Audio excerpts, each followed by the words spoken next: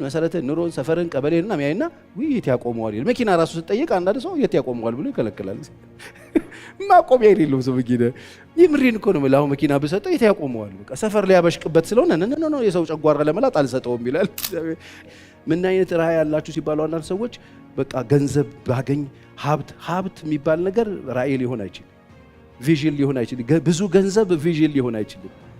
ቪዥን ላለው ሰው ነው ገንዘብ የሚያስፈልገው። ባለቀ ሰዓት ላይ ልታርመው የሚገባህን ስራን ታርማለህ። ያጣመምከውን ታቃናለህ። የጣልከውን ታነሳለህ። የተጣላኸውን ትታረቃለህ። በእድል ያበላሸውን ታስተካክላለህ። እድል ብታገኙ አሁን ነው የምትሞቱት ተብላችሁ ግን በቃ አንድ ቀን ተጨመረ ቢባል ምንድነው የምትሰሩበት? ትመኩበት ከሆነ መመኪያችሁ እግዚአብሔር ይሁን። እንዳትመኩ በሀብታችሁ እንዳትመኩ፣ በመታገኙት ነገር ከተመካችሁበት የሚያስመካው አንድ ነው። እሱ ማን ነው? እግዚአብሔር። ባለጠጋ በጣም ሀብታም ሆነ ሲባል ከድሃ ይበልጣል ማለት አይደለም። እንደሱ ማለት አይደለም። ከድሃ ይሻላል ማለት አይደለም። ሀብታም ማለት በምን መንገድ ነው ሀብታም የሆነው? እሱ ጥንቃቄና በደንብ ምርመራ የሚፈልጉ ጉዳዮች ስላሉ ማለት ነው። ስለዚህ እውነተኛ የሆነ ፍትሃዊነት ወይም ጽድቅ፣ እውነት ትክክል የሆነ ነገር ጽድቅ ማለት ትክክል ነው፣ ፍትሃዊነት ነው። ፍትሃዊነት ሲኖር ሀብታምም ድሃም ነው የሚበለጽገው። ሀብታምንም ድሃምን ነው የሚመለከተው። ሁለቱንም ነው። ፍትህ ሲኖር ሀብታምን ሀብታም የሚያደርግ ድሃን የሚያጎሳቆል አይደለም። ፍትህ እውነተኛ ፍትህ ሲኖር ሁለቱንም ነው ይባርከው። ድሃ ተብሎ የተባረካል። ታዲያስ ድሃ ተብሎ ጻድቅ አለ? የስ አያችሁ፣ ሀብታም ወይም ደግሞ የበለጸገ ከፍ ያለ ማለት ከድሃ ይሻላል ማለት አይደለም። እውነተኛ ፍትህ ሲኖር ሀብታምን ብቻ የሚያበለጽግ አይደለም፣ ድሃንም ነው የሚያበለጽገው። በምንድን ነው የሚበለጽገው ጋር ነው የምንመጣው። ስለዚህ እውነተኛ የሆነ ፍትህ፣ እውነተኛ የሆነ ጽድቅ ምድር ላይ ሲኖር ሀገር ላይ የሚኖር ድሃም ሀብታምም የተባረከ ነው የሚሆን። ሀብታሞች ተባርከናል ብለው የሚያናፉበት፣ በድህነትና በድሃ መካከል ልዩነት የጠፋባቸው ደናቁርት የሚፈለፈሉበት አይደለም ጽድቅ። ድሃና ድህነትን የቀላቀሉ በጣም ብዙ ባለጌ ሀብታም ሰዎች ስላሉ ጽድቅ ሲኖር ሁለቱም ይባረካሉ። እስቲ ጽድቅ ሲኖር ሁለቱም ይባረካሉ በሉ። ድገሙና በሉት። ምን ማለት ነው?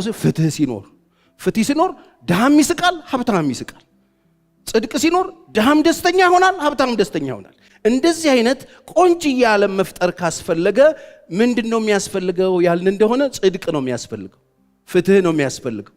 ፍትህ ሲጓደል፣ ፍትህ ሲጠፋ፣ ፍትህ ሲዛባ በጣም ሁለቱም ነው በነገራችን ለሚጎዱት። ፍትህ ሲዛባ ለሀብታም አሪፍ አይሆንም። ይሄው ሀብታምም እያለቀሰ ነው በየሀገሩ፣ ድሃ ብቻ አይደለም። ፍትህ ሲዛባ ሁለቱም ነው የሚጎዱት። ፍትህ ሲዛባ ሁለቱም የሚያጡት ነገር አለ።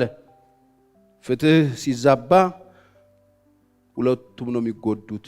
ስለዚህ ባለጠጋ የሆኑ ሰዎችም ድሃ የሆኑ ሰዎችም ሊሰሙት የሚገባ ነገር ልንፈጥረው የምናስበውን ዓለም በተበላሸ አስተሳሰብና እይታ ሳይሆን በጽድቅ ቢሆን ጥሩ ነው፣ በፍትህ ቢሆን ጥሩ ነው። ፍትህ በጣም ወሳኝ ነው። ፍትህ በጣም ጥሩ ነገር ነው። ፍትሃዊነት በጣም የሚያስፈልገው ለዓለም ጥሩ ዓለም፣ ሰው ሁሉ በሰላም የሚኖርበት ዓለም የሚያስፈልግ ከሆነ ፍትህ ላይ ልንሰራ ያስፈልጋል።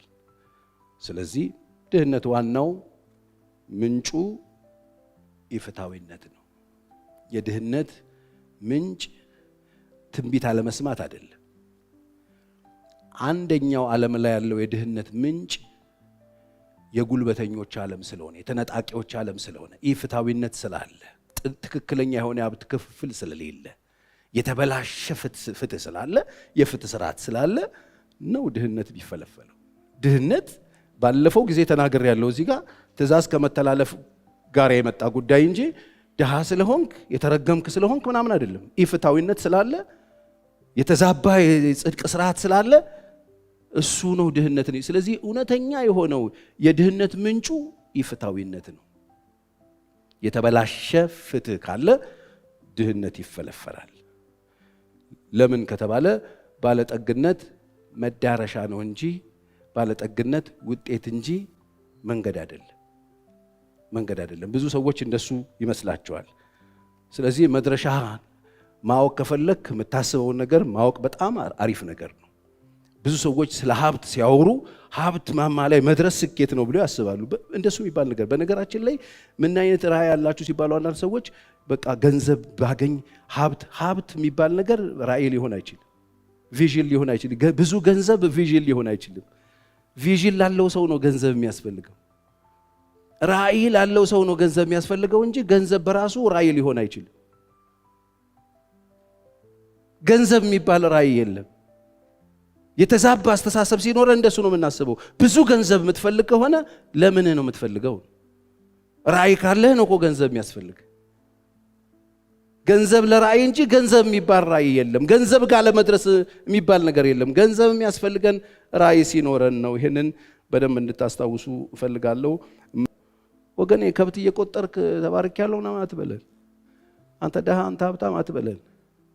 የለም መንፈሳዊ ላም የለም፣ መንፈሳዊ ወርቅ የለም። ተባርካችኋል። እስቲ በደንብ አሜን በሉ።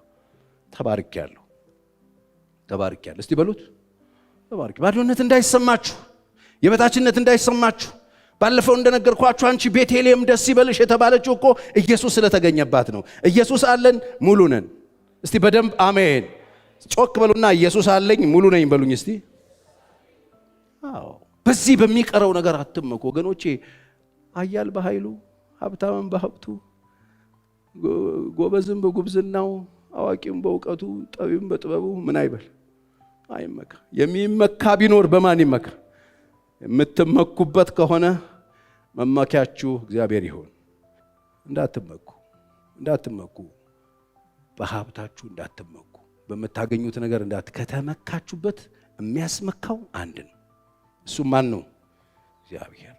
ምሳሌ 11:28 እንደዚህ ይላል፣ በባለጠግነቱ የሚተማመን ሰው ምን ይላል? ጮክ በሉና በሉልኝ፣ በሉት ጮክ በሉና ይወድቃል። በባለጠግነቱ የሚተማመን ሰው ይወድቃል። በባለጠግነቱ የሚያቀራራ ሰው ይወድቃል። በባለጠግነቱ የሚል ሰው ይወድቃል። በባለጠግነቱ በየከተማው የሚያናፋ ሰው ይወድቃል። በባለጠግነቱ ባለው ነገር፣ በቆለለው ነገር፣ በሲሚንቶ በድንጋይ በምናምን የሚመካ ሰው ይወድቃል። መጽሐፍ ነው የሚናገረው። ባለጠጎች ተራቡ ደኸዩ ይላል መጽሐፍ። ይወድቃል ነው የሚለው። ስለዚህ ትምክትህን አስተካክል። አጥርተህ እይ። የሰውነት መብራት አይናት። አይንህ ታማሚ ከሆነች ሰውነት ሁሉ የጨለመ ይሆናል ይላል። ይህ ማለት ስለ አስተሳሰብ ነው የሚያወራው። አስተሳሰብህን አስተካከል ነው የሚለው። አስተሳሰብህ ከተበላሸ ሁሉም ነገር ጨለማ ነው የሚለው። በባለጠግነቱ የሚተማመን ሰው ይወድቃል፣ ጻድቃን ግን እንደ ቅጠል ይለመልማል። ጻድቃንም እነማን ናቸው? አቅም የሌላቸው እውነተኛ ፍትህ የእግዚአብሔር ፍትህ ውስጥ የሚኖሩ እግዚአብሔር አቅማቸው የሆነ እግዚአብሔር ጉልበቴ የሚሉ እግዚአብሔር አለቴ የሚሉ እግዚአብሔር ጉልበቴና አቅሜ ነህ የሚሉ እነሱ ይለመልማሉ ነው የሚለው መጽሐፍ። ወገኖቼ የምትተማመኑበት ሀብት ካለ ትወድቃላችሁ። ሀብት መጥፎ ነው አልኩኝ አላልኩም? በሉኝ አላልኩም። በሱ ግን እንዳትመኩ መጽሐፍ ቅዱስ 1 ቆሮንቶስ ምዕራፍ 1 ቁጥር 29 ጳውሎስ ሲናገር ከ25 ቁጥር ጀምሮ ወንድሞቼ መጠራታችሁን ተመልከቱ አለ። ምንም ነገር ሌላ ነገር እዩ አላለም። ዘራችሁን እዩ አላለም። ትምህርታችሁን እዩ አላለም። አዋቂነታችሁን እዩ አላለም። ዕውቀታችሁን እዩ አላለም። ባክግራውንድ አላለም። መጠራታችሁን እዩ። ወገኖች የጠራን ማን ነው? መጠራታችሁን እዩ ብሎ እንዴት እንደ ሰው ጥበበኛ ያለው እንዳልተጠራ፣ ኃያላን እንዳልተጠሩ፣ ጠቢባን እንዳልተጠሩ፣ የዓለም ምናምንቴ እንደተጠራ፣ የዓለም የማይገባ ነገር እግዚአብሔር እንደመረጠ፣ ያልሆነ ነገር እንደመረጠ፣ ደካማውን ነገር እንደመረጠ ይነግረናል። አትሳሳቱ። በባለጠግነቱ የሚተማመን ሰው ይወድቃል። በባለጠግነቱ የሚያናፋ ሰው ይወድቃል። ዛሬ በጣም ያጋሉ ሰዎች አሉ፣ ያሞቁ ሰዎች አሉ። በሱ የሚተማመኑ በየትኛው በቃ በደረደሩት ነገር የሚተማመኑ፣ አካውንት ውስጥ ባስቀመጡት ነገር የሚተማመኑ፣ በቆለሉት ድንጋይ የሚተማመኑ፣ በሚነዷቸው መኪናዎች የሚተማመኑ፣ በወርቃቸው። የሚገርም ነው። ተው ወንድሜ በሱ አትተማመን ነው የሚለው። ለምስ ትወድቃለህ ነው የሚለው መጽሐፍ። በአንድ ጀንበር ሰው ድሃ ይሆናል። ለመኑኝ፣ በአንድ ጀንበር ባዶ ይሆናል። አይደለም ግለሰብ ሀገር ባዶ ይሆናል። አይደለም አንድ ግለሰብ በአይን የማይታይ ባክቴሪያ አፈርድም የሚያገባው አንድ ግለሰብ አይደለም አንድ ሀገር ሀያል የሚባል ሀገር በአንድ ቀን ወደ ፍርስራሽ ክምርነት ሲቀየር እያየን ያለበት ዓለም ላይ ነው ያላችሁ። አትመኩ፣ ትወድቃላችሁ። ትዕቢት ውድቀት ነው የምትቀድም። ትዕቢት ሲመጣ ውድቀት ይቀድም። ዛሬ ብዙ ሰዎች ትዕቢት በጣም ያስፈራኛል። ኩራታቸው ያስፈራኛል። ሊተማመኑ የሚፈልጉበት ነገር ያስፈራኛል። አንዳንድ ሰው በገንዘቡ በጣም ሲተማመን ታዩታላችሁ። አንዳንድ ሰው በእውቀቱ በጣም ሲተማመን። በጣም እኮ የሚገርም ነገር ነው። እውቀት የሚባለው ነገር ምንድን ነው? እዚህ ማይን ጭንቅላት ውስጥ የሚገባ ነገር ነው አይደል? ይሄ ጭንቅላት የት ነው ያለው? የሆነ ሰውዬ ጋር ነው ያለው። ይሄ ጭንቅላትን ይዞ የሚንቀሳቀስበት ዓለም አለ። ወድቆች ጠርዝ ከመታችሁ ጭንቅላት ሎክ ሊያረግ እንደ ስማርትፎን ነው የሰው ጭንቅላት ሎክ ሊያረግ ይችላል። አይደለም የምታውቀውን እውቀት ስምህ ሊጠፋብህ ይችላል። እንዴት ነው በሱ የምትተማመነው? በአንድ ኮብልስቶን ወደ ዜሮ የሚጣፋ ማንነት ይዘህ እንዴት ነው የምትተማመነው? በአንድ ኮብልስቶን የሆነ ቅያስ ውስጥ ጠብቆ የሆነ ልጅ በኮብልስቶን እዚህ ላይ መታሃል፣ ዜሮ ትገባል። በሱ አትተማመን። በሀብታ አትተማመን። በቁንጅናቸው አትተማመኑ። የሚተማመኑ ሰዎች አሉ። በቁንጅናቸው እንደዚህ ያሉ ዳሌያቸውን የሚያሳዩ ሴቶች አሉ። እንደዚህ የሚል ወንድም አለ ተፈጥሯል። በጣም ብዙ ወንድ እና ምናምን እንዲ አንተ ሰው ይሄድና ብሔራዊ ቲያትር ፊት ለፊት ከረምቡላ ቤት ሂድ። እዛ ውስጥ ያሉ የከተማ ትናንትና ጆሌዎች ናቸው። ሁሉም ሰብረዋል። የፑል ድንጋይ እንትን ተደግፈው ቁጭ ብሎ ታገኘዋለህ። የትናንትና ቁንጅና ዛሬ የለም። አትተማመኑ። በውበት አትተማመኑ። በእውቀታችሁ አትተማመኑ። በሀብታችሁ አትተማመኑ። የምትመኩ ከሆነ የምትመኩበትን አንድ ብቻ፣ እሱም የሰራዊት ጌታ እግዚአብሔር ብቻ። እስቲ በደንብ አሜን በሉ። ስለዚህ በሀብት አትመካ። ለምን? ትወድቃለህ። በጠግነቱ የሚተማመሰው ይወድቃል። በቃ ዋስትና፣ ዘላቂ ዋስትናችን ሀብትም አይደለም፣ ብልጽግናችንም አይደለም፣ ኑሯችን አይደለም፣ ጤናችንም አይደለም፣ እግዚአብሔር ብቻ። ሲጮክ እጆቻችሁን አንሱና አስተማማኝ ዋስትናዬ ራሱ እግዚአብሔር ነው። መተማመኛዬ ራሱ እግዚአብሔር ነው። በቃ እሱን ሙጥኝ በሉ፣ ግድ የላችሁ። አሁን ቤተክርስቲያን ተሰብስበን እሱን እየጣልን ያለን ይመስለኛል። በጣም ብዙ ሰዎች በእግዚአብሔር ይመኩ የነበሩ ሰዎች እሱን እየጣሉ በተቆለሉ ድንጋዮች ላይ ሲመኩ እያየው ነው። የሆነ ቀን ብድግ ብለው የሆነ ነገር ህይወታቸው ላይ ሲጨመር እግዚአብሔርን ሲቀይሩት እያየው ነው። ይቅርባችሁ። አስተማማኝ ዋስትናችን ራሱ እግዚአብሔር ነው። አይ በዛ ነው የምንመካው ካላችሁ እግዚአብሔር ምን ብሎ ስም እንዳወጣለት ላሳያችሁ። መጽሐፍ ቅዱስ ሉቃስ 12 ቁጥር 13 ላይ የወጣለትን ስም ላሳያችሁ። ይሄ አንድ ሰው ወደ ኢየሱስ መጣና ኢየሱስን እንደዚህ ብሎ ጠየቀው። ብዙ ጊዜ አስተምሬዋለሁ ስለ ባለጠግነት። መምህር ሆይ ይላል ሉቃስ 12:13 ርስቱን ከኔ ጋር እንዲካፈል ለወንድሜ ንገረው አለው። ሀብታም ወንድም ያለው ሰው ነው። መጥቶ ያካፍለኝ፣ ርስቱን እንዲያካፍለኝ ለወንድሜ ንገረው አለው። ኢየሱስም እርሱም አንተ ሰው ፈራጅና አካፋይ በላያችሁ እንደሆን ማን ሾመኝ? አየ ኢየሱስ የመጣው ሰዎች ያላቸውን አንድ ባለጠጋ ሰው ያለውን ሀብት ከዚህኛው ወስዶ ለወንድምየው አካፍሎ ሁሉም እኩል እንዲኖሩ የሚፈልግ አይደለም። ጌታ እንደዚህ አይደለም የመጣው። እኔ ርስት እኮ አካፋይ አይደለሁም። መጥቼ ብዙ ገንዘብ ያለውን ሰውዬ ነጥቄ ለዚህኛው ለወንድሙ አካፍል እምል አይደል። ለዚህ እኔ አልመጣሁም። ማን ሾመኝ አለው። እንዲህ ይላል ከዛ የሰው ሕይወት በገንዘቡ ብዛት አይደለምና ተጠንቀቁ። የሰው ሕይወት በገንዘቡ ብዛት አይደለምና ተጠንቀቁ። ስለዚህ በጣም ብዙ ገንዘብ ያለው ሰው በጣም አሪፍ ሕይወት ያለው አይምሰላችሁ። ብዙ ገንዘብ ያለው ሰው በጣም አሪፍ ሕይወት ያለው አይደለም። የሰው ሕይወቱ በገንዘቡ ብዛት አይደለምና ተጠንቀቁ። ከመጎምጀትም ምን አድርጉ? ተጠበቁ። ማለት አትጎምጁ። እኔ ሀብታም ብሆን አትበሉ። ምን ባለጠጋ ለመሆን አትጎምጁ። ምን ማለት ነው? እኛ በዚህ በሚቆጠረው የሚጠፋው ነገር አለን ባለጠጋ የምንሆነው። ሂዱና እንደ ጢሞቴዎስ ምዕራፍ 6ንም አንብቡት። ባለጠጋ ለመሆን የሚፈልጉ ሰዎች ምን አይነት ወጥመድ ውስጥ እንደሚወድቁ ጽፎልናል ጳውሎስ ለጢሞቴዎስ ሲጽፍ። ባለጠጋ ለመሆን የሚፈልጉ በጥፋት በመፍረስ ሰዎችን በሚያሰጥ በሚጎዳ በብዙ ስቃይ በወጥመድ ውስጥ ነው የሚወድቁት። ገንዘብን መውደድ የክፋት ሁሉ ስር ነው። አንዳንዶች ይህን ሲመኙ ከሃይማኖት ተሳስተው በብዙ ስቃይ ራሳቸውን ወግተዋል። አንተ ግን የእግዚአብሔር ሰው ከዚህ ሽሽ የተባሉ እዚህ ክርስቲያኖች ተጠንቀቁ። አትጎምጁ። ሚሊዮኔር ምናምን አትበል። ሚሊዮኔር ምናምን እብደት ነው ይሄ። አትጎምጅ አብታማ አትጎምጅ። የሰው ህይወት በገንዘቡ ብዛት አይደለም። ስትመጣ አጥቢያ ቤተክርስቲያን ስትመጣ የእግዚአብሔር ሕዝብ ፊት ስትቀመጥ አትጎምጅ። ሴሰኝነት ነው እሱ። የሰው ህይወት በገንዘቡ ብዛት አይደለም። የሆነ ሰው በጣም ብዙ ገንዘብ ሲኖረው የተባረከ እንዳይመስልህ። የተባረኩ ሰዎች ምልክት አይደለም ነው እኮ እያለ ያለ አይደለም። ኢየሱስ ነው ያለው አይደለም። ስለዚህ አትጎምጁት፣ አትፈልጉት፣ በጣም አትናፍቁት እሱ። አንተ እግዚአብሔር ሰው ከዚህ ሽሽ ነው የተባለ። ክርስቲያን መጥቶ ይሄንን በመፈለግ የሚጠመድ ሳይሆን የሚሸሽ ነው። ለምን ሲባል ኦሬዲ ባለጠጋ ስለሆነ ክርስቲያን። ባለጠጋ የሆነበት ሚስጥር ደግሞ ኢየሱስ ክርስቶስ አለው። ይሄን ነው ኢየሱስ ይናገር። ከዛ አንድ ምሳሌ ነገራቸው። ምሳሌም ነገራቸው እንዲህ ሲል ቁጥር 16 አንድ ባለጠጋ ይሄው በገንዘቡ የሚመካ ሀብታም ሰውዬ ብዙ ነገር ያለው አንድ ባለጠጋ ሰው እርሻ እጅግ ፍሬያማ ሆነ፣ ትርፋማ ሆነ፣ የወርቅ ተሸላሚ ሆነ ማለት እኮ ፍሬያማ ሆነች። እሱም ፍሬን የማከማችበት ስፍራ አጥቻለሁና ምን ላድርግ ማለት ማስፋፊያ ቦታ ስጡኝ እንደ ማለት ነው እኮ። በቃ በጣም ትልቆኛለሁ ተባርኬያለሁ ብሎ በልቡ አሰበ። እንዲህ አደርጋለሁ፣ ጎተራዬን አፍርሼ ሌላ የሚበልጥ እሰራለሁ ማለት የነበረኝ ጎተራ ስለማይበቃኝ ምርቱን ለማስቀመጥ ሌላ ሰፋ ያለ ጎተራ እሰራለሁ።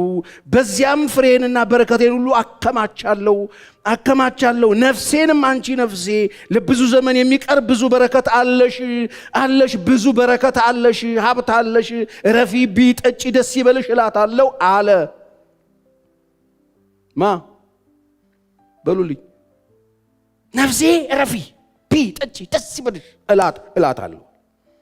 ምን አድርጎ? ያለውን አፍርሶ አስፍቶ የነበረውን ምርት፣ የነበረውን ትርፍ፣ የነበረውን ነገር አከማቻለሁ። ለብዙ ዘመን የሚበቃ ሀብት አለኝ።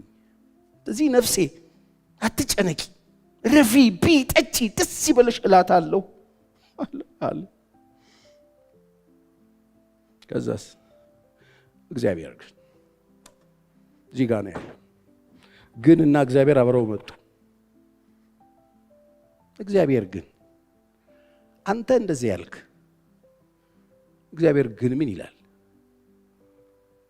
እቺን ጨርሼ እቺን ይዤ ፏ ብዬ ረፍ ብዬ ደስ ብሎኝ ነው። እግዚአብሔር ግን ምን ይላል? በቃ እሱ እኮ ነው ወሳኙ። አየህ፣ አንተ ማለት ሳይሆን፣ አንተ ማሰብ ሳይሆን፣ አንተ መወጠን ሳይሆን፣ አንተ መገንባት ሳይሆን፣ አንተ ማከማቸት ሳይሆን፣ አንተ መመኘት ሳይሆን፣ አንተ መፈለግ ሳይሆን፣ እግዚአብሔር ግን ምን ይላል ነው። አንተ ባለጠጋ ምን ይላል እግዚአብሔር? እግዚአብሔር ግን ምን ይላል? ይሄ ሰውዬ እንደዚህ ነው ያለው። እግዚአብሔር ግን እንዴት እንደሚያሳዝን አያችሁ። ምንም ነገር አስቡ፣ ምንም ነገር ወጥኑ፣ ምንም ነገር ፍጠሩ፣ ምንም ነገር ተልሙ፣ ምንም ነገር ጻፉ፣ ምንም ነገር ራዕይ ብላችሁ ያዙት፣ ምንም ነገር ትከሉ፣ ምንም ነገር ወስኑ አድርጉ። ግን እግዚአብሔር ምን ይላል? በቃ እሱ እኮ ነው ዋናው። እግዚአብሔር ብሎ ፍርስ። እሱ አሁን ዝም ብላችሁ አስቡት። ምን አይነት ቪዥነሪ ነው የምትለው? እንዲህ አርቆ ሐሳቢ ነው። ህልም አለው፣ ራዕይ አለው፣ እቅድ ሁሉ እቅድ የዓመት እቅድ ምናምን አለው ሰውየው። ምንድነው እቅዱ? ይሄን ጎተራ ማፈራረስ፣ ከዛ ምን ማድረግ? ሰፊ መስራት፣ ከዛ ምን ማድረግ? ምርቱን እዛ ውስጥ ማስገባት። በጣም የሚገርም ራዕይ ነው። እንደ ሰው ስታስበው ታጨበጭብለታለህ። ምርቃት አትቀርም። እዚህ የመጋዘን ምርቃት ትቀራለህ? እንደዚህ አትቀርም። የጎተራ ምርቃት እኮ ሰውየዋል። እግዚአብሔር ይሄን ሰውዬ ህዝብ ምን ይለዋል? ህዝብ የሚለው ባለጠጋ ምን ነው እሱም ባረገን አይደል? ህዝብ የሚለው ምንድነው? ታድሎ። መንግስት የሚለው ምስጉን ተሸላሚ። መንግስት የሚለው ይሄንን ነው። መንግስት ሜዳ ላይ ዲፕሎማት ምናምን ይሰጣል። ይሄ ሰው የምትው አንደኛ ነህ። ፈንድሬዚንግ ደብዳቤ ቤት ቢሮ በጣም ይሞላል። እግዚአብሔር ግን ህዝብ የሚለው ብርቱ ነው። ህዝብ የሚለው ሀብታም ነው። መንግስት የሚለው አንደኛ ነው። ሁሉ የሚለው እግዚአብሔር ግን ምን አለው? አንተ ሰነፍ፣ አለው። እግዚአብሔር ግን አንተ ሰነፍ፣ አንተ ባለጠጋ ነኝ ብለሃል፣ ህዝብ ብርቱ ነው ብለሃል፣ ህዝብ ትልቅ ነው ብለሃል፣ ህዝብ አንደኛ ነው ብለሃል፣ ህዝብ ልማታዊ ነው ብለሃል፣ መንግስት ሸልሞሃል፣ የሆነ ነገር አድርገሃል። እግዚአብሔር ግን ምን ይላል? አንተ ሰነፍ። ይሄን ሰውዬ አምጡትና መሬት ላይ አውርዱት። ማን ነው ይሄን ሰነፍ የሚል? ጎተራ አፍርሶ የሚሰራ ሰነፍ ነው? አስተዋይ ነው፣ ጎበዝ ነው። ግንባታ የሚያካሄድ ሰነፍ ነው እንዴ? አይደለም፣ ጎበዝ ሰነፍ አይደለም። እግዚአብሔር ግን ሰነፍ አለ። ለምን ሲባል ሰውየው ትምክቱ ምኑ ነው? ሀብቱ። የሰውየው ትምክት ምንድነው? እግዚአብሔር ሳይሆን ያለው ነገር ነው። አያችሁ፣ ትምክታችሁ ሲዞር ሲበላሽ ምንም አይነት ስራ ስሩ፣ እግዚአብሔር የሚላችሁ ሰነፍ፣ አንተ ሰነፍ። ለምን ሲለው ጨርሳል እኮ ይኸው ትኬትህ ተጠናቆ መጪ ነህ ማለት ምንድነው የፈለገው ካላችሁኝ፣ በቃ እዛ ሰዓት ላይ ሰውየው እንዲያደርግ ቢፈልገው ሌላ ነገር ነበረ። ባለቀ ሰዓት ላይ ልታርመው የሚገባህን ስራን ታርማለህ፣ ያጣመምከውን ታቃናለህ፣ የጣልከውን ታነሳለህ፣ የተጣላኸውን ትታረቃለህ፣ በእድል ያበላሸውን ታስተካክላለህ። እድል ብታገኙ አሁን ነው የምትሞቱት ተብላችሁ ግን በቃ አንድ ቀን ተጨመረ ቢባል ምንድነው የምትሰሩበት? ይሄ ሰውዬ እድሉን አልተጠቀመም። አየህ፣ ስንፍና ውስጥ እንዳለ ነው ለካ የኖረው። አንተ ሰነፍ፣ በዚች ሌሊት ነፍስህን ካንተ ሊወስዷት ይፈልጓታል። በቃ ነፍስህ ወጪ ናት ካንተ ውስጥ። ላይሰንስ የለህም። አሁን እዚህ ዓለም ላይ መኖር የምትችልበት ላይሰንስ የሚነጠቅበት ኤክስፓየርድ አድርገሃል። ከዚህ በኋላ ልትወጣ ነው። አንዳንዶች ሰዎች ፍላጎታችሁ ከጌታ ጋር ያለያያቸዋል። እንኳን እግዚአብሔር ከለከላችሁ። እስቲ አሜን በሉ። የምር እስቲ ዝም ብለህ አስበው። የዛሬ 5 ዓመት የጸለይከው ጸሎት ተመልሶ ቢሆን ክርስቲያን ነህ? አንድ አይደለህም። እምነትህንም ጾታንም ቀይረሃል። የአንዳንድ ሰው ዕውቀቱ እንደዛ ነው። የለም ጨርሶ የምትፈልጉት ነገር ሁሉ ተደርጎ ቢሆን አሁን አላችሁ። ዝም ብላችሁ አስቡ እስቲ። አንዳንድ ጊዜ ቆም ብዬ ሳስብ እግዚአብሔር እንዴት አይነት ደግ ነው፣ አቤት እግዚአብሔር እንዲሁ ሲችልበት እንኳን ከለከለኝም ብላችሁ ብዙ ነገሮች አሉ። እኔ እኮ ትንንሽ ሆነው ልጆቼ እነዚህ መኪና መንዳት እኮ ይፈልጋሉ። መኪና እኮ አለኝ፣ መኪና ንዱ ብዬ አልሰጣቸውም፣ እያለቀሱ ከለከላለሁ እንጂ ስለምጠላቸው አይደለም። አይችሉም። መንግስትም አደጋ ውስጥ ይገባሉ፣ ራሳቸውንም አደጋ ውስጥ ይከታሉ። ህግ ወጥ ነው፣ ብዙ ነገር እኔ ስለማቅ ከለከላቸዋለሁ። እግዚአብሔር ደግሞ ከኛ በላይ ስለኛ ይጨነቃል። አሜን። መሸከም የምትችሉበትን አቅም ያውቃል። ለዚህ ነው ሐና ስትጸልይ እችን ብቻ ልናገር ተናገር በሉኝ። እንደዚህ ያለሽ ልባችሁ አይታወክ አይደል? አትበ እግዚአብሔር ምንድነው? አዋቂ ነው። ስራውን ምን የሚል ነው? ምን ማለት ነው? ይመዝን ማለት መተሽ ጌታ ሆይ ሚሊዮን ስትይ ሚሊዮን ትችላለች፣ ሚሊዮን አትችልም። መዝኖ ነው ያቋል። ይችላል እግዚአብሔር ሆይ ጌታ ሆይ ለኔ አሸከመኝ ምናምን ያይና አቅምህን መሰረትህን ኑሮን ሰፈርን ቀበሌንና ሚያይና የት ያቆመዋል? መኪና ራሱ ስትጠይቅ አንዳንድ ሰው የት ያቆመዋል ብሎ ይከለክላል።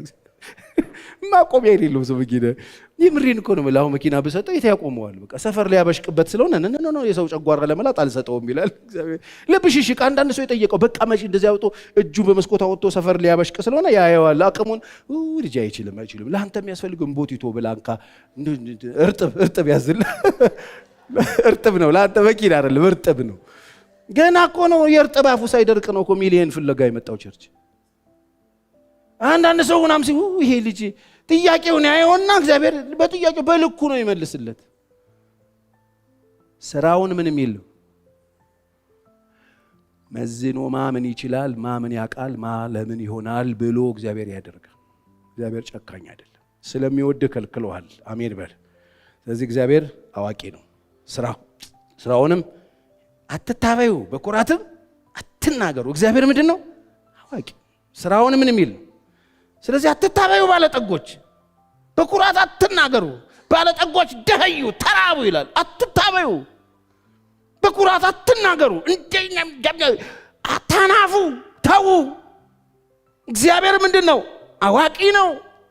በአንድ ጀንበር ባለጠጋ በአንድ ጀንበር ደሃ ማረግ ይችላል። በስምህ የሚጠራውን ነገር በሙሉ ተደርድሮ ፎቶግራፍ መሃል ተለጥፎ ወንጀለኛ ሆነ ማታ ልንገናኝ እንችላለን። ተው፣ አትታበዩ፣ በኩራትም አትናገሩ። እግዚአብሔር አዋቂ። ብትመኩ ከሆነ መመኪያችሁ አንድ ይሁን። አሜን። ስትቆሙ የምታገለግሉ ሰዎች ስትቆሙ ትምክታችሁን ማለት ታረጉት ነው መቆም ያለበት። እግዚአብሔር